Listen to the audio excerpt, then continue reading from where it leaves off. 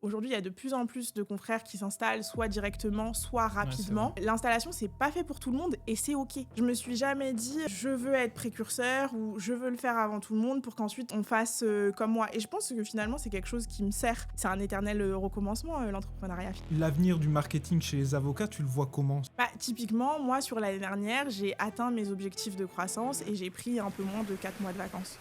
Un avocat, bah, c'est un homme blanc, d'un certain Mmh. âge, les cheveux, grisonnants Mmh. et en même temps, ils vont forcément de facto te voir aussi et se dire, bah, qu'un avocat aujourd'hui, c'est aussi une jeune femme noire, racisée, issue du 93. Bonjour à tous et bienvenue sur le podcast de Média Avocat. Je suis Charlie Capera, créateur de contenu pour avocats. Et aujourd'hui, j'ai le plaisir de recevoir Maître Clairette Olympio. Première question, j'aimerais que tout simplement tu te présentes. Alors, je suis Clarette Olympio, je suis avocate depuis 6 ans, installée à mon compte depuis 5 ans et j'exerce principalement en droit pénal, droit de la famille et droit des mineurs. Et pourquoi as-tu choisi de t'installer? Alors, Classique. j'ai commencé par une collaboration d'un peu D'accord. moins d'1 an. J'étais pas satisfaite à plusieurs égards. Et donc, Mmh. ensuite, j'avais pour envie d'abord de reprendre une collaboration, mais j'ai rien trouvé qui me correspondait, que ce soit au niveau des matières ou du cadre de vie. Et ensuite, j'ai eu la chance de rencontrer certains confrères du barreau de Seine-Saint-Denis. Et en faisant un petit peu mes calculs, je me suis dit que ce serait assez pertinent pour moi de m'installer. Je voulais essentiellement faire du droit pénal. D'accord. Et je voulais que ce soit vraiment la dominante. Et donc, je trouvais soit des cabinets qui faisaient que du pénal, mais Mmh. où pour eux, j'avais pas suffisamment d'expérience. Et sinon, je trouvais des cabinets qui faisaient 2 matières, mais il y avait toujours une matière périphérique qui me correspondait pas, D'accord. notamment le droit des étrangers ou le droit du travail. Et je voulais pas faire ce compromis-là à l'époque.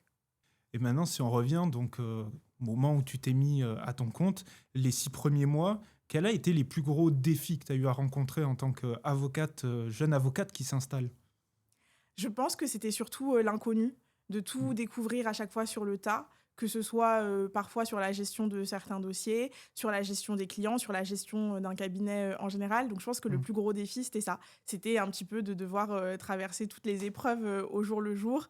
Mais j'ai eu la chance d'avoir, un certain, portefeuille, je Mmh. dirais, de confrères sur lesquels, j'ai pu compter et que je pouvais toujours appeler, pour m'aider, m'aiguiller et répondre, aux questions que j'avais à l'époque. Est-ce que tu as en tête des erreurs que tu aurais fait en commençant? On n'est pas préparé au côté entrepreneurial du métier d'avocat. Oui, je pense que la plus grosse erreur que je pense que j'ai faite, c'est de ne pas avoir de business plan. Et c'est plus du tout comme ça que je fonctionne, OK. aujourd'hui. Mais effectivement, à l'époque, comme je viens de te l'expliquer, j'ai un peu pris la décision de m'installer, Mmh. à la dernière minute, et sur le tas. Donc forcément, j'avais pas, une vision 360 de mon activité, Mmh. j'avais pas une vision à court, moyen, long terme de mon activité. Et si c'était à refaire, je pense que la structure que j'ai mise en place aujourd'hui, je le ferais depuis le départ. Et j'ai noté aussi que donc tu es, au barreau de Bobigny, enfin, De de Seine-Saint-Denis. Seine-Saint-Denis. Pourquoi ce lieu-là et pas Paris, comme, Bah, comme votre je te ami? disais, j'ai commencé donc, à Paris et ensuite le réseau de confrères que j'avais, il était D'accord, surtout, dans le 93. J'ai grandi moi-même dans le d'accord. 93. Le tribunal de Bobigny, c'est le premier tribunal dans lequel je suis rentrée. Donc finalement, ça faisait vraiment sens pour moi de Mmh. commencer là-bas. Puis j'avais envie de commencer dans un petit barreau. Bobigny, c'est, réputé pour son côté, hyper formateur, son côté un petit peu, familial et c'est pas du tout, une légende. C'est vrai qu'il y a, une vraie solidarité sur le barreau de Seine-Saint-Denis Mmh. et donc c'était, ce dont j'avais besoin, à ce moment-là et je regrette pas du tout d'avoir commencé, par, la Seine-Saint-Denis. Donc il y a quand même un petit côté aussi stratégique parce que ton réseau était là-bas aussi. Donc Exactement. là-dessus, ça a pu t'aider. Comment tu t'es, occupée de ce réseau? Tu as aussi permis en fait de t'installer? Je pense que j'avais pas, en tête, quand j'étais plus jeune, l'importance du réseau Mmh. et donc le fait de le développer notamment, à la fac ou en école d'avocat. Mmh. En revanche, quand j'ai commencé à exercer dans la profession, c'est là où j'ai commencé à me rendre compte justement, de son importance et notamment la consoeur qui m'a, poussée, à m'installer. Je l'ai rencontrée parce que, dans le cadre, d'une journée, sur le barreau de la Seine-Saint-Denis, j'avais, gardé sa carte. C'est un réflexe que Ah j'ai oui. eu après, j'avais gardé sa carte et puis quand j'ai décidé de m'installer, j'ai un petit peu, osé finalement. J'ai pris mon courage à 2 mains, je l'ai appelée et elle m'a dit: «Là, je suis occupée, j'ai pas le temps, mais passe à mon cabinet, samedi et on en discute» et vraiment, d'une générosité folle, c'est Magou Soukouna. Et elle m'a, posée sur son bureau et elle m'a expliqué en long, en large et en travers, comment se passait, l'installation, pendant 1 heure et demie, 2 heures et Mmh. c'est elle qui a fini de me convaincre. Donc je pense que, oui, le réseau, c'est quelque chose d'important à cultiver, au plus tôt et moi, je l'ai pas toujours fait, mais depuis que j'exerce à mon compte, j'ai pris de plus en plus, le pli de réseauter. Parce que c'est vrai que quand on est avocat, on a ce côté-là indépendant. Comment tu l'utilises ton réseau en fait, dans ta vie quotidienne? Il y a une façon spécifique, de donner des dossiers ou? Alors pas spécialement, c'est vrai que moi je te rejoins sur le côté, un petit peu solitaire, Mmh. électron libre, et je vais même aller plus loin. Je pense qu'il y a une période de ma vie où je trouvais, le réseau, parfois un petit peu hypocrite, Mmh. où j'avais l'impression que les gens se faisaient des sourires justement juste, pour, parvenir à Mmh. leurs fins, que ce soit pour récupérer des dossiers, ou autre, et moi ce que j'ai fait, c'est j'ai essayé de rester, le plus authentique possible, de nouer des relations, Mmh. plutôt sincères et finalement, quand on fait ça, je pense que, les, synergies, elles se font, assez, naturellement, derrière. Donc oui, ça m'arrive, d'envoyer des dossiers à des confrères, ça arrive que des confrères m'envoient des dossiers, mais je pense pas du tout que ce soit, en se disant: «Oh, c'est parce qu'elle fait partie de mon réseau» ou, que ce soit de façon stratégique. C'est plus parce qu'on est sur, des champs de compétences différents, on est Mmh. des consoeurs qui s'apprécient et qui apprécions, les, compétences, des uns des autres, parce que j'ai dit consoeurs, mais ça marche aussi, pour, les confrères évidemment. Et c'est comme ça, que ça se crée, assez naturellement. D'accord, oui. Donc, tu donnes pas des dossiers que à tes consoeurs, mais aussi à des Bien confrères. sûr, bien sûr! On a cet avocat-là qui a pu t'aider. C'est quoi la partie sur laquelle tu es le plus en incompréhension? Une jeune avocate là ou un avocat qui souhaiterait s'installer, quel conseil tu donnerais en premier? Bah, je pense que là où elle m'a été, le plus utile, c'est elle m'a permis de me rendre compte que c'était largement possible. Je Mmh. pense que, à l'époque, parce que je suis pas sûre que ce soit encore le cas, aujourd'hui, on a de plus en plus de confrères qui s'installent, Mmh. assez, rapidement. C'était pas forcément le cas en 2021 quand moi je me suis installée et pour moi, effectivement, il fallait, soit, plus d'expérience, soit plus d'argent Mmh. aussi, pour pouvoir, s'installer, et j'avais peur, un petit peu, de pas y arriver et donc c'est vraiment ça qu'elle m'a apporté, c'est cette capacité à se dire, «En fait, c'est totalement faisable et si elle y est arrivée, bah, moi aussi je peux le faire». Mmh. Et pour te répondre, si je devais, donner, un conseil, aujourd'hui à un jeune avocat qui souhaite s'installer, je lui dirais quand même de bien y réfléchir. C'est-à-dire que, comme je te disais, aujourd'hui, il y a de plus en plus de confrères qui s'installent soit directement, soit Ouais, c'est vrai. rapidement. L'installation, c'est pas fait pour tout le monde et c'est OK. Mmh. Il faut pas rentrer dans ce piège, de l'entrepreneuriat de manière générale, Mmh. où, c'est un petit peu, devenu à la mode de dire qu'on est, entrepreneur. Faut pas tomber dans ce piège-là et il faut vérifier que c'est quelque chose qui te correspond, parce qu'être entrepreneur, c'est arborer plusieurs casquettes, en ce compris aller chercher des clients, développer et ça, je pense pas que ce soit dans la personnalité de tout le monde et à nouveau, c'est OK parce que la collaboration, comme le salariat, ça a aussi des avantages. Ouais, clairement. Et ça serait quoi pour toi, pour déterminer si on est fait ou pas pour l'entrepreneuriat? Tu tu penses, comment toi tu l'as vu sur toi-même même? C'est une question, difficile, C'est mais clair.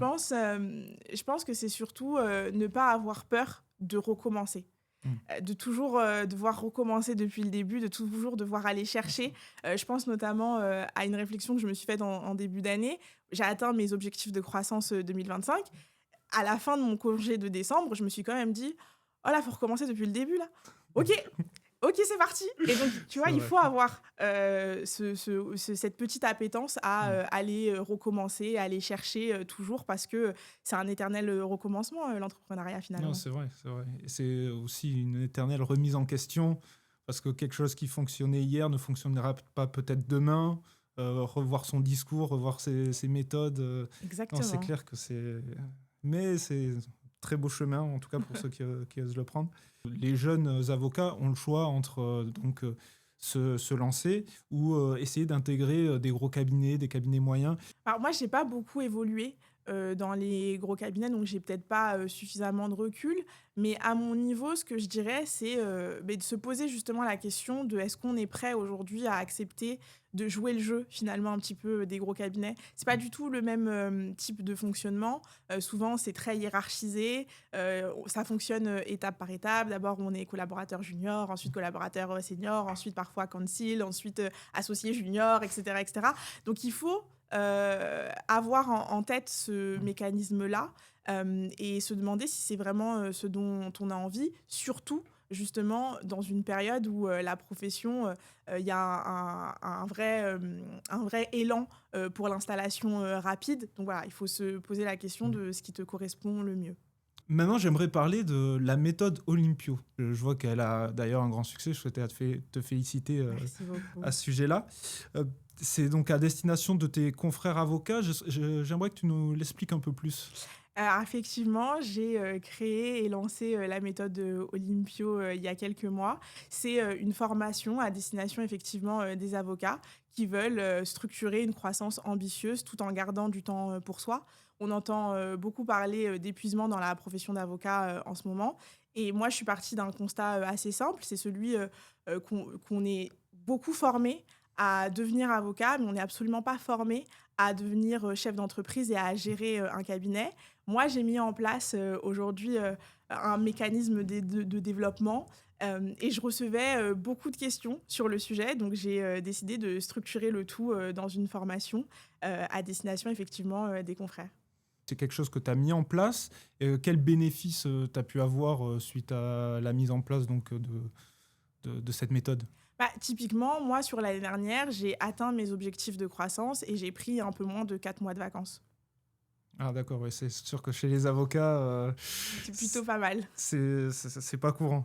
Quels seraient pour toi les trois piliers pour structurer donc, ton activité, sans trop nous en dévoiler, hein, Ouais, mais... alors effectivement, je vais pas te dévoiler tous mes secrets, mais je dirais, d'abord la vision. C'est hyper important de savoir où on va et de pas naviguer à vue. Ensuite, je dirais la structuration de manière, générale, savoir, comment on fonctionne et pourquoi. Et ensuite, le développement intelligent, idem, toujours dans le même sens, de savoir, pourquoi on choisit, de développer, Hmm. dans cette branche-là plutôt que dans une autre, pour justement, avoir, plus de rentabilité et de facto plus de temps pour soi. Maintenant, j'aimerais savoir aussi comment tu découpes tes semaines pour arriver ensuite à avoir 4 mois de vacances. Comment arrives-tu à être aussi productive? Alors, mes semaines se suivent et ne se ressemblent absolument pas. Donc, c'est une question qui est hyper difficile. D'accord. Mais je pense que voilà, j'essaye à chaque fois de structurer ma semaine autant que faire se peut. Parce que Hmm. comme je fais aussi du droit pénal, les gardes Hmm. à vue, elles préviennent pas. Donc, autant que faire se peut, j'essaye vraiment de structurer mes semaines, de regrouper ce qui peut être regroupé. Aujourd'hui, j'ai aussi la chance d'avoir une assistante, une stagiaire qui travaille avec moi. Donc, ça me permet aussi parfois de mieux dégager Hmm. du temps et de réussir à mieux structurer justement mon activité. T'as pas une méthode claire que tu utilises chaque semaine? Ça veut dire le matin, je gère juste les dossiers, l'après-midi au tribunal. Alors justement, chaque fin de semaine, je structure ma semaine de me dire, D'accord. voilà, D'ac- jeudi matin, je vais travailler Hmm. là-dessus, je vais essayer de faire Ok. ça, et cetera, et cetera. Mais c'est un rythme qui évolue chaque semaine Hmm. parce que justement, je peux pas toujours prévoir à l'avance ce qui va Non, tomber, clairement. notamment sur le plan pénal. Et donc, quand on a des gardes à vue, quand on a des urgences, parfois même des urgences en droit des mineurs, notamment tout ce qui va être assistance éducative, où parfois les familles, elles reçoivent les convocations vraiment très peu de temps Hmm. avant l'audience, notamment quand il y a des placements provisoires. Donc forcément, ça t'oblige à chaque fois à Ben oui. restructurer ta semaine. Donc j'ai une vision globale de ce que je Hmm. vais faire, mais je garde toujours un peu de flexibilité pour les urgences qui viendraient à tomber. Et justement, ça, c'est une grande difficulté chez les avocats pénalistes, avoir un peu cette incertitude, pas trop savoir quand on va être appelé. Euh, Comment tu fais pour pas t'épuiser? Je pense que la chance que j'ai, c'est que je fais quand même un métier passion. C'est-à-dire que je vais être avocat depuis que j'ai 6 ans. Je suis hyper épanouie dans l'exercice de ma profession. Donc oui, il y a des moments où c'est un peu plus dur que d'autres. La garde à vue qui tombe à un moment qui t'arrange pas du tout, qui tombe un week-end, qui tombe quand tu as un événement familial. Évidemment que des fois, c'est un petit peu embêtant. Mais à nouveau, le jeu, il en vaut Hmm. largement la chandelle. Et à côté de ça, tu as aussi, notamment quand tu es à ton compte, cette liberté qui permet de rattraper un samedi travaillé avec un mardi après-midi à faire du shopping. Donc, c'est comme ça que je trouve, moi, un petit peu mon équilibre. D'accord, super intéressant. Tu es assez active sur les réseaux sociaux. Toi, ton avis général sur le marketing des avocats, c'est quand même assez récent pour les avocats et d'avoir une vraie stratégie marketing. Est-ce que tu penses que c'est vraiment indispensable aujourd'hui? Indispensable, non. parce que, il y a des avocats qui fonctionnent très bien, sans être, visibles. Mmh. Maintenant, c'est sûr que ça peut, parfois être, un atout, je pense que ça a vocation, dans les années à venir, à prendre de plus en plus de place. Quels seraient tes conseils pour un avocat qui se lance et qui souhaite travailler son marketing, mais il ne sait pas par quoi commencer? Mais alors, de manière générale, je pense qu'avant de penser à travailler son marketing, il faut aussi, juste travailler son cabinet. Tu vois, Mmh. on revient à ce que je te disais, tout à l'heure sur, la vision. Je Ouais. pense que c'est bien, d'être, visible, mais si à côté de ça, tu as pas de vision pour ton activité, bah, qu'est-ce que tu fais justement de cette, visibilité? Il faut l'utiliser à bon escient. Donc je pense qu'avant même de penser à ta stratégie marketing, pense à ta stratégie, entrepreneuriale globale. Mmh. C'est le premier conseil que je donnerais. Et après, je dirais, trouve, le canal de communication qui te correspond le mieux. C'est-à-dire, par exemple, moi, je suis pas du tout sur TikTok. Je sais que sur TikTok, il y a une viralité qui est plus importante, mais c'est pas un réseau social qui me correspondait. En tout cas, Mmh. je trouve que c'est pas quelque chose qui me correspond. À ce stade, en tout cas, j'ai pas la vision de ce que je pourrais apporter, de ce que je pourrais apporter et de ce que le canal pourrait, m'apporter. Je Mmh. trouve, il y a une structure un peu plus sérieuse, sur Instagram et c'est notamment pour ça que moi, j'ai choisi d'axer ma communication sur Instagram et ensuite maintenant, je suis un peu plus sur LinkedIn et Mmh. cetera et cetera. Je dis pas que j'ai raison, je dis juste que c'est quelque chose qui, moi, me correspond et c'est en ça que je suis plus à l'aise. Donc c'est le conseil que je donnerais à un avocat, c'est de pas vouloir se lancer, sur tous les canaux, pour, faire, comme un tel ou comme, un autre, mais de vraiment regarder ce qui te correspond et ça peut aussi ne pas être les réseaux sociaux. J'ai une avocate avec qui j'ai parlé qui avait 8 000 abonnés sur Snapchat. Donc c'est vrai que les avocats pénalistes peuvent aussi avoir un intérêt sur des réseaux auxquels on ne pense même pas. Maintenant, tu es pas mal sur LinkedIn, mais à la base, c'était que Instagram. C'est arrivé progressivement. J'ai commencé à développer sur les réseaux sociaux à une époque où c'était pas, encore, Mm. forcément, marginalisé, où c'était, un petit peu, où c'était pas toujours bien vu, Ouais. d'être, sur, les réseaux sociaux. Hem, donc forcément, je pense que quand j'ai commencé, j'avais un peu plus peur de LinkedIn D'accord. que, d'Instagram parce que c'est un réseau professionnel, Mm. entre professionnels qui avait, mes anciens employeurs notamment, sur mon LinkedIn. Donc je pense que c'est un réseau qui m'effrayait. Aujourd'hui, j'ai, gagné, en expérience. Je pense que j'ai aussi gagné, en confiance. Je suis Mm. assez satisfaite aussi de ce que j'ai réussi à faire, sur, Instagram. Donc je pense que ça m'a donné un peu plus de confiance et de légitimité pour aujourd'hui, développer, un autre, canal. Et c'est pour ça que j'ai commencé avec Instagram et qu'aujourd'hui, effectivement, je développe un peu plus, sur LinkedIn. Et aujourd'hui, toute cette présence, qu'est-ce qu'elle t'apporte en ton quotidien d'avocate? Alors, je pense que quand on me pose la question, on s'attend surtout à ce que je parle, de ce que ça m'apporte en termes de clients. Mais moi, ce que Instagram m'a surtout apporté, c'est que ça m'a permis de me sentir moins seule. C'est-à-dire que moi, quand j'ai commencé, à nouveau, c'était pas démocratisé. Mm. C'était le terme, plus approprié d'ailleurs. C'était pas encore, démocratisé d'être sur, les réseaux sociaux et moi, ce que j'ai toujours dit, c'est que c'était un peu le journal intime de mon installation, et j'ai reçu beaucoup d'encouragement sur Instagram qui m'ont permis de prendre justement confiance en Mm. moi et de continuer à développer. Alors oui, évidemment, ça m'a aussi, apporté des clients, mais aujourd'hui, c'est plus du tout, le canal qui m'apporte, le plus, de clientèle. Donc ça Mm. sert, c'est utile, mais il faut pas penser que parce que vous êtes un avocat, sur Instagram, vous allez récupérer, pléthore, de Mm. clients, grâce à ce canal et aujourd'hui, ça m'apporte un autre type d'opportunité, je dirais. Et pour un jeune avocat qui veut se créer une présence web, qu'est-ce qu'il ferait en premier? Un Instagram, un site? À nouveau, je pense pas qu'il y ait de réponse type. Je pense Mm. aussi que c'est une question, de personnalité. Je pense que le site vitrine, c'est bien, parce que ça donne, une structure, ça fait tout de suite, très sérieux, que ce soit, pour les clients ou, pour, les confrères, ou, d'autres, institutions de manière, générale. Et ensuite, après, développer effectivement ces réseaux sociaux.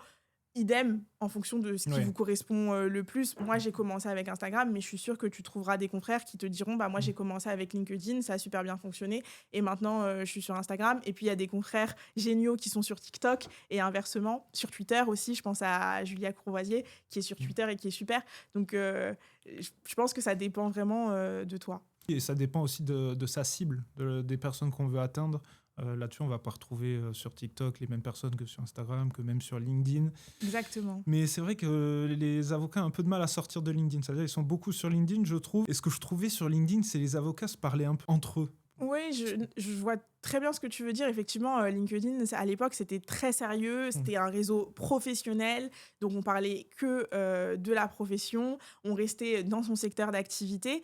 Et comme aujourd'hui, la communication de manière générale, ça s'est démocratisé et qu'on a compris qu'au-delà de parler à son corps de métier, il fallait aussi parler à sa cible. Mm. Forcément, le contenu, il a évolué dans ce sens-là. Et je te rejoins aussi quand tu dis qu'il y a plus, je pense, de confrères sur LinkedIn que sur Instagram. Je pense que c'est dans le sens de ce que je te disais Mm. tout à l'heure sur le fait d'avoir un petit peu peur du jugement qui Ouais. pouvait exister, un peu moins aujourd'hui, mais parfois encore un petit Mm. peu. Je vois certains commentaires, parfois je me dis ok, il y a encore un peu de marge sur LinkedIn. Donc je pense que oui, c'est un réseau social qui effraie forcément un tout petit peu plus Mm. qu'Instagram, où de facto, il y a un côté un petit peu lifestyle C'est vrai. qu'on ne retrouve pas sur LinkedIn et qui te permet de faire des choses un petit peu différenciées. L'avocat aime écrire, rédiger, c'est quelque chose qui est facile pour lui. Et quand on sort de LinkedIn, sur Instagram, même si c'est super carrousel, tout ça, mais il y a quand même beaucoup de vidéos maintenant. Il Oui. faut oser prendre la parole. Toi, c'est venu comment d'ailleurs? C'est quelque chose assez naturellement, poser ton téléphone et tu as découvert un peu comment c'était? Je veux bien que tu nous racontes ton expérience.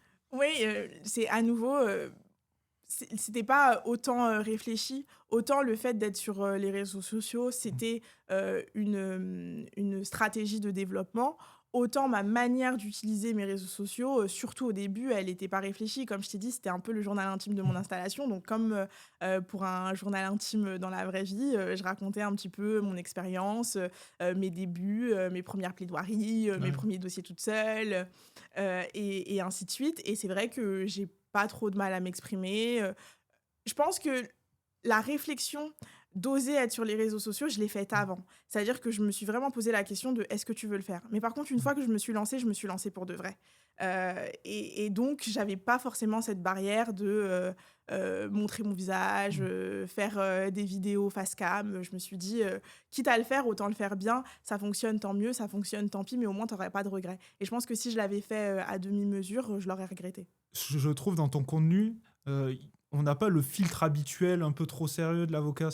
Toi aussi, c'est quelque chose de stratégique ou tu t'es dit, ah, quitte à être présent, je vais être vraiment moi-même. Alors déjà, merci beaucoup. C'est un compliment que j'apprécie particulièrement et effectivement, ça, c'est plus, ma personnalité. Moi, je suis un peu nature peinture, donc je voulais de l'authenticité, je voulais quelque chose de frais, je suis jeune, je trouvais que, à nouveau, pour être différent des autres, bah, il faut pas faire comme tout le monde. Et donc si c'était juste pour faire un contenu purement sérieux, pour moi, ça valait pas la peine. Je pense que j'ai aussi vu mes réseaux sociaux comme quelque chose que je consommerais moi-même. Et donc, de la même manière où j'aurais pas consommé un contenu avocat trop lissé et trop sérieux, je me suis dit que j'allais être authentique. Et effectivement, je pense qu'aujourd'hui, quand je récupère des clients grâce aux réseaux sociaux, c'est aussi, je pense, au-delà des explications, euh, cette forme de feeling qui peut passer au travers des vidéos. Les clients qui te connaissent grâce au réseau ou qui t'ont déjà entendu parler ou comme ça, tu as une autre approche avec eux? Non, vraiment, j'ai la même approche avec tous mes clients. Mm. Je mets un point d'honneur là-dessus. Je traite tout le monde de la même manière, que ce soit des clients connus ou pas connus, des clients Mm. avec une grosse présence sur les réseaux sociaux ou non. Ça, c'est hyper important pour moi. Mais je pense effectivement que les clients qui me connaissent au travers de vidéos, bah, justement, ils ont déjà un peu l'impression de me connaître. Mm. Donc, c'est parfois un peu plus fluide, notamment parce que je fais des matières de droit des personnes, pénal, famille mineure, où quand on Mm. vient me voir, on évoque des sujets qui touchent à l'intime. Donc peut-être, alors faudrait plus leur poser la question à eux, je pense, mais peut-être que ça fluidifie un petit peu le contact, la première prise de contact et les échanges derrière. L'avenir du marketing chez les avocats, tu le vois comment? C'est-à-dire quelles vont être les tendances ou Qu'est-ce qui va encore plus se démocratiser? Alors les tendances, je sais pas, mais par contre, je pense que ça va prendre de plus en plus de place et qu'il y aura de plus en plus, d'outils à destination des avocats, pour gérer cet aspect, de, la profession et je pense aussi que, dans le mindset de l'avocat, ça va aussi prendre plus de place. Je pense que les prochains confrères vont, à la fois, réfléchir, à, leurs compétences, à leur matière, mais aussi à, leur business plan, sur, les Mmh. années à venir et quelles stratégies ils ont envie de mettre en place, tant sur, le côté entrepreneurial que sur, l'aspect, marketing. Pour moi, c'est vraiment fini l'ère où l'avocat, arrivait dans une ville, s'installait et que direct, il attendait les clients qui ouvrent la porte comme ça. Maintenant, il faut une vraie stratégie, une vraie réflexion sur, les matières qu'on veut mettre en avant. Parce que là aussi, combien de matières on met en avant? Comment se référencer? Et il y a une phrase très pertinente, sur le sujet, c'est, «Le savoir-faire et le faire savoir» et je pense Mmh. que ça, c'est vraiment, le maître mot, de la communication aujourd'hui. J'aimerais te poser la question que beaucoup de personnes se posent au sujet de l'IA. Est-ce que dans ton activité, c'est quelque chose qui est en place? Est-ce que c'est quelque chose dont tu as peur? Quelle est ta vision, là-dessus? Alors c'est pas du tout quelque chose, dont j'ai peur. Je pense pas que l'IA aujourd'hui ce soit une menace, pour, les avocats, parce que je pense qu'il y a beaucoup d'humains, dans Mmh. notre, métier, même quand on fait du droit des entreprises, du droit des affaires, de manière, générale. Parce que je pense que les clients quand ils viennent te voir, ils ont aussi envie d'être rassurés et ça c'est quelque chose, que l'intelligence artificielle, elle va pas t'apporter. Je pense, également, à la pratique, à l'expérience. Il y a, parfois, certaines nuances dans le fonctionnement de certains commissariats, de certains tribunaux, et ça, c'est, des aspects que l'IA, pareil, elle a pas. Elle peut pas, te donner, certains tips, Mmh. sur, comment, on fonctionne, sur le fait que parfois il faut, 2 ou 3 exemplaires, et ça, par contre, un avocat expérimenté, il a, cette approche-là. Donc c'est pas du tout quelque chose, qui m'inquiète. Après, je pense que c'est un outil, qui peut être, utile justement dans la structuration de ton activité, dans la gestion, aujourd'hui, il y a de plus en plus, d'IA juridiques, qui commencent, à se développer, donc je pense qu'il y en a certaines effectivement, qui peuvent être, pertinentes dans notre pratique, quotidienne. Toi, tu en utilises une spécifique ou? Alors je n'utilise pas une spécifique, mais j'ai eu l'occasion, pardon, d'en tester, plusieurs et c'est vrai qu'il y en avait certaines qui étaient, assez, pertinentes. Mmh. Tu penses que plus tard, il y en a une qui va se démocratiser pour tout le monde ou? Alors peut-être pas tout de suite. Mmh. Je pense qu'aujourd'hui, il y a encore beaucoup de confrères qui sont un peu réticents, à l'utilisation, des IA, juridiques. Ouais. Mais effectivement, je pense qu'à terme, on va se rendre compte que c'est un outil qui peut être un gain de temps, certain. Alors est-ce qu'il y en a une plus que d'autres, qui Mmh. va se démocratiser? Je sais pas et puis de manière générale, je pense que, il y en a toujours pour, tous les goûts. Celle que moi je vais préférer, ce sera pas celle qu'un autre confrère, préférera, Bien sûr, ouais. et vu qu'on a tous des pratiques un petit peu, différentes, je pense que idem, il faudra choisir Mmh. celle qui correspond le plus à ton activité et qui te permet le plus de gagner, du temps. Maintenant, j'aimerais venir sur le thème équilibre pro et équilibre vie perso. Comment tu gères cet aspect-là et quelles problématiques tu vois chez les, jeunes avocats ou même avocats expérimentés? Est-ce que tu as déjà eu des témoignages, compliqués? Moi, j'en ai déjà eu.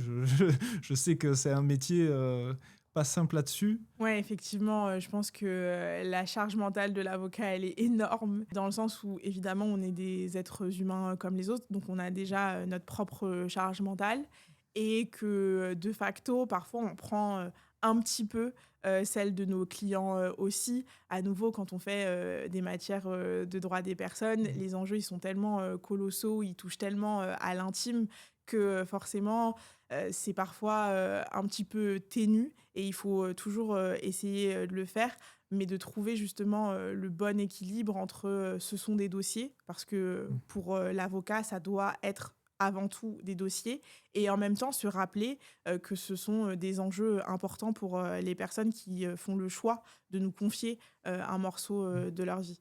Est-ce que tu ramènes des fois, à la maison, les dossiers, tu ressasses dans le lit, est-ce que te Ou tu as réussi à défaire ça Non, quand je même? mentirais si je disais qu'il y a pas certains dossiers, que je ramène un petit peu, à la maison. Mmh. J'essaye de cloisonner un maximum. Pour moi, la clé, c'est ça, c'est d'essayer de cloisonner un maximum. Le pro, Mmh. c'est du pro et le perso, c'est le perso et peut-être même parfois de se dire, que, il faut parfois que le perso ait plus d'importance que le pro.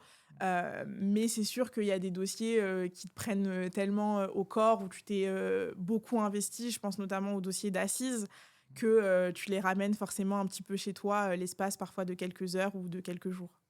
Les week-ends, les vacances, tu arrives vraiment à déconnecter, durant ces moments-là? De manière générale, quand même, ça va. Je trouve que je déconnecte bien. Après, c'est comme tout, il y a des périodes, plus faciles, que d'autres. La chance que j'ai effectivement, c'est d'arriver aujourd'hui à faire des grandes pauses. Je pense notamment, à l'été et à la fin de l'année quand, j'atteins, mes objectifs. Ça, c'est une vraie, bouffée d'air frais et après, le reste de l'année, c'est un équilibre, à trouver. Moi, je crois pas à l'équilibre parfait. Je crois Mmh. pas au 50-50, 50 pro, 50 perso. Je pense que ça fluctue. Il va y avoir, des périodes où le pro va prendre un peu plus de place et puis il y aura d'autres périodes où c'est le perso qui va prendre un Mmh. peu plus de place et l'essentiel, c'est de naviguer un petit peu, dans ces eaux pour, trouver son équilibre. Le concept d'équilibre général, c'est illusoire Je parce suis qu'il d'accord. suffit qu'on ait une grosse affaire, c'est pas possible. Mais en même temps, garder à l'esprit que voilà, les moments où on est haut, où on est très de travail, il va y avoir d'autres moments où ça va être plus calme, se prévoir plus de choses dans la vie perso. Je suis Les d'accord avec ça. mardis après-midi shopping, c'est ça. Voilà. Voilà. Bah, tu parlais que justement, bah, les histoires de tes clients, des fois, les dossiers, ils peuvent te marquer. Des fois, tu peux les ramener à la maison. Comment tu arrives à éviter que ça te marque trop, même émotionnellement? Mais comme je te disais, je pense que j'essaye surtout de cloisonner, Mmh. de me rappeler que ce sont des dossiers, de me rappeler aussi que je suis avocat et que je suis pas juge. C'est pas Mmh. moi qui prends, la décision finale et je le dis, hein, je n'aurais jamais pu, faire la fonction de Ouais. magistrat, que ce soit du Ouais. parquet ou que ce soit, du siège. Et donc voilà, l'essentiel, c'est de faire, mon maximum à chaque fois sur les dossiers. Évidemment que des fois, il y a des décisions que je comprends pas. Évidemment, il y a des décisions où je suis, particulièrement déçue. Mmh. Évidemment, où il y a des clients pour lesquels, j'ai pu avoir énormément de peine, voire, de la frustration, sur, la décision rendue. Mais ce qui t'aide, c'est toujours de te rappeler, que tu as fait le maximum que et c'est pour Mmh. ça que je trouve que c'est hyper important de vraiment se donner à 100 sur les dossiers. Je Mmh. pense que c'est ce qui te permet à terme de dormir, sur, tes 2 Ouais, oreilles comme on dit, parce que, de facto, toi, tu auras fait, tout ce que tu as pu. ouais, pas de regret. Tu te dis: «Bah, de toute façon, j'ai tout donné, j'ai travaillé, tous les points que je devais travailler», donc Alors pas de regret, pas toujours, évidemment que c'est beaucoup de remise en question tout le temps, mmh. de te dire: «Est-ce que j'ai fait la bonne stratégie? Est-ce que j'ai bien fait de mettre Ouais, cette c'est vrai, pièce? Est-ce que j'ai bien fait de pas la mettre?» Donc oui, il y a toujours, un peu, de réflexion quand on n'a pas, le résultat, escompté, mais il faut aussi savoir, relativiser et de se dire: «Est-ce que vraiment je l'ai travaillé ce mmh. dossier? Est-ce que OK. vraiment j'y ai réfléchi? Est-ce que vraiment j'y ai mis, tout mon cœur? Est-ce que je suis passée à côté d'une nullité? Non. Est-ce que j'ai apporté les arguments de mon client, oui. Est-ce que je l'ai préparé à l'audience? Oui. Donc à un moment donné, est-ce que je pouvais faire plus? Pas forcément. D'accord, J'ai fait ce que je pensais être le mieux pour lui, en fonction aussi de lui. Parfois, c'est les bien clients sûr. qui te donnent des directives en termes de stratégie. En tout cas, ils te disent, ce qu'ils n'ont pas envie de faire. Toi, tu es Mmh. là pour, les assister, les représenter.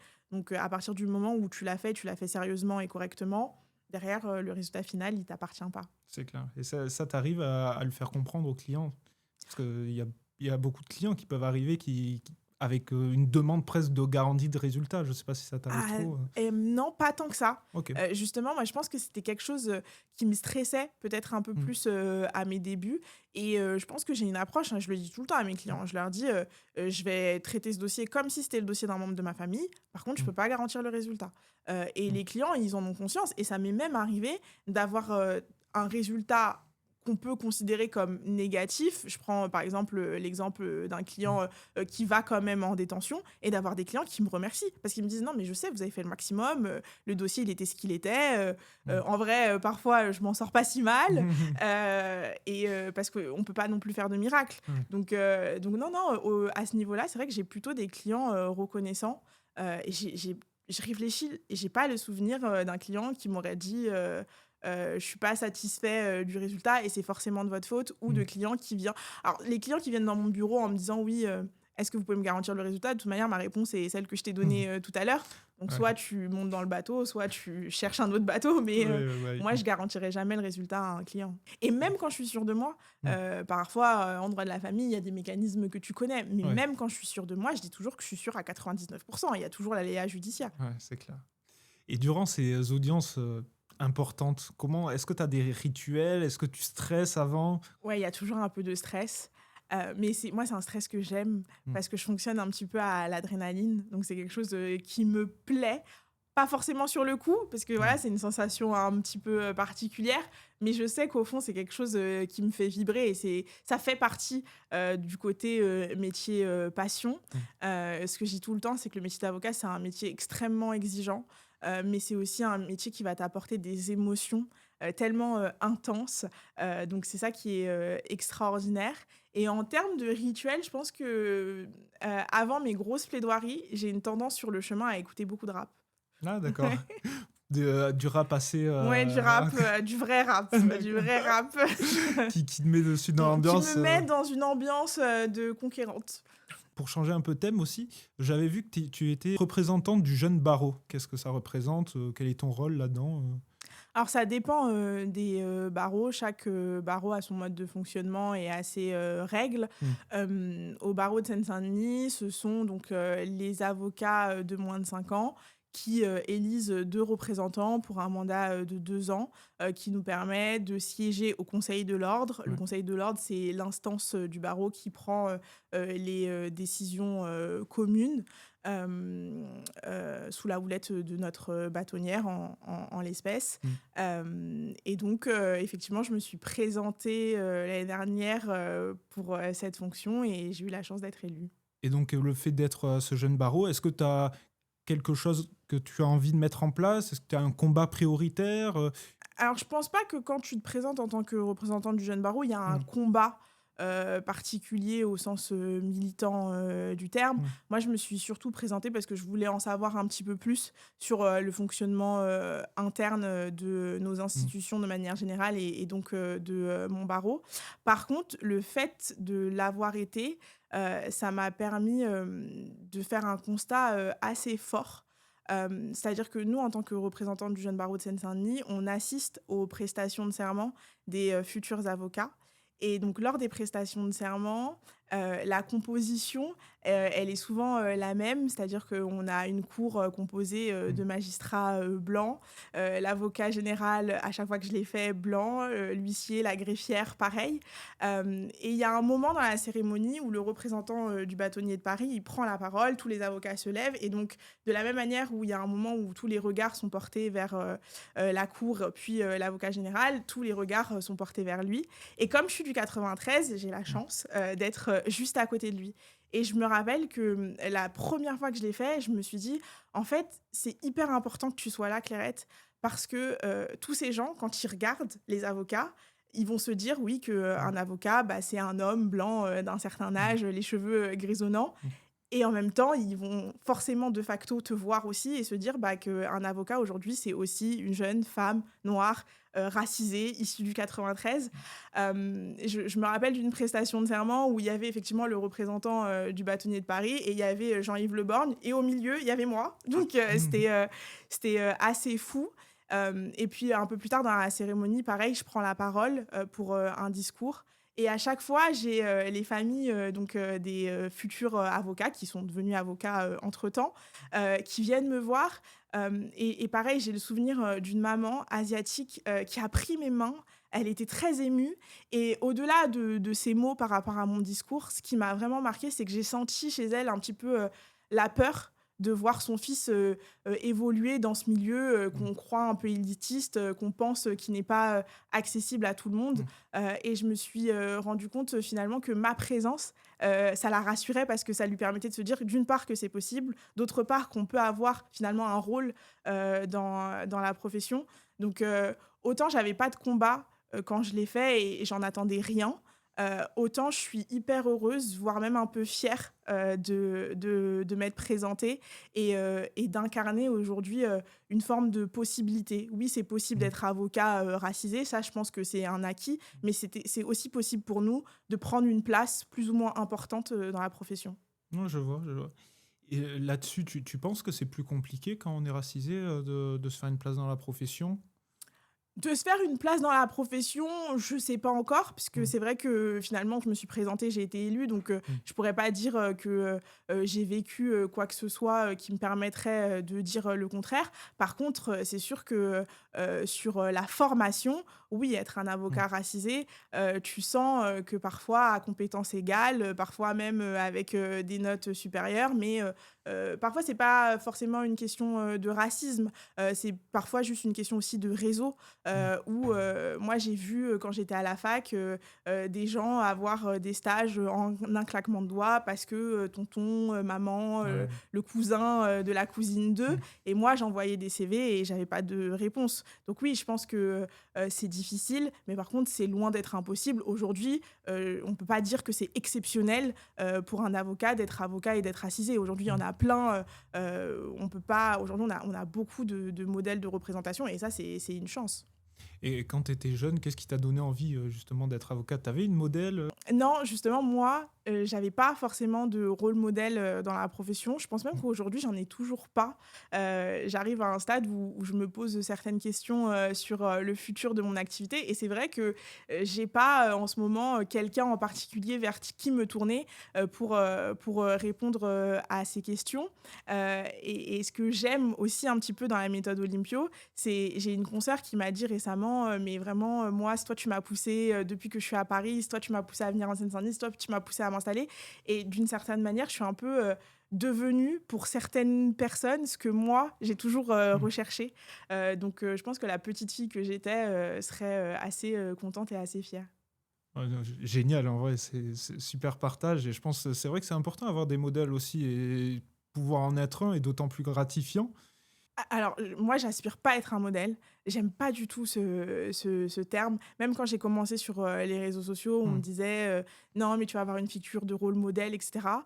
Hem, c'est pas particulièrement, moi, quelque chose qui m'anime, mais c'est sûr qu'aujourd'hui, de se dire que, le fait que toi, tu osé, ça Mmh. donne envie à d'autres d'oser également. Bon, ça, tu peux quand même, en être, assez fier. Mais j'aspire pas du tout à être, le modèle, de qui que ce soit. Pourtant, tu as quand même ce côté, précurseur parce que c'est vrai qu'à l'époque où je me suis intéressé donc à la communication des avocats, quand je me suis, inscrit sur Instagram, dans l'idée de faire un compte dédié aux avocats, tu étais une des seules avocates qui partageait sa profession que j'ai trouvé, Ouais, effectivement, c'est quelque chose qu'on me dit souvent, mais c'est pas quelque chose que j'ai fait en mmh, conscience. Je me suis jamais dit, «Je veux être précurseur» ou «Je veux le faire avant tout le monde pour qu'ensuite, on fasse, comme moi» et je pense que finalement, c'est quelque chose qui me sert, parce que je suis très, concentrée sur le fait d'essayer, moi, de construire quelque chose, mmh, de bien, de quelque chose dont je serais fière. Après, si ça aide les autres, effectivement, tant mieux, mais je le fais pas moi en me disant, souvent, il y a des confrères qui disent, «Je veux être une référence, je veux être un grand avocat, je veux marquer l'histoire, je veux mmh, marquer ma génération». C'est pas du tout, mais alors pas du mmh, tout quelque chose qui m'anime, mais vraiment mmh, pas du d'accord. tout. Je c'est pas un phare. Moi, je veux juste, avoir une belle carrière, que quand on doit parler, de Maître Olympio, c'était Mmh. une bonne avocate, et ça me suffit, amplement. Justement dans 5 ans, à moyen terme du coup, tu seras où toi? Avec des associés? Bah, j'espère non, moi dans 5 ans, j'espère que j'aurai un cabinet à taille humaine. Mmh. Effectivement, 1, 2, peut-être 3 collaborateurs, ce serait pas mal. Et j'espère aussi, peut-être, 1 ou 2 activités annexes. Et pourquoi c'est important pour toi d'avoir ces activités annexes? Parce que j'ai découvert que j'avais une vraie âme entrepreneuriale, au-delà de juste, mon cabinet. Moi, c'est Mmh, quelque chose qui me drive de toujours, aller chercher ce qu'on peut faire, comment transformer, des idées, en business. mmh. Je me suis rendu compte que c'était vraiment quelque chose qui me plaisait, parce que, je pense aussi, à la suite. Comme je te disais, moi, j'aspire pas à être, la plus grande avocate de ma Mmh. génération. Donc forcément, aujourd'hui, je suis très bien, je suis très épanouie dans l'exercice de ma profession. Je me vois pas du tout, arrêter, que ce soit tout de suite ou dans les 5 prochaines années, mais je sais pas de quoi demain est fait. Peut-être que dans 10, 20 ans, ça m'animera plus et donc j'espère que j'aurai préparé la suite. tu en as un peu parlé, mais ça va être ma dernière question. Comment voudras-tu qu'on se souvienne de toi? Bah, j'espère qu'on se souviendra de moi comme effectivement, une bonne avocate, hem, l'aspect un peu précurseur sur le côté, marketing, entrepreneuriat de la profession, ça je prends, et surtout j'espère juste, qu'en tout cas moi, à la fin je me dise, «Ah c'était sympa, c'était chouette, c'était une bonne vie» et qu'effectivement quand on parle de moi on se dise, «Bah, elle avait l'air d'avoir une vie assez sympathique». Ouais, Génial, merci beaucoup. merci à toi.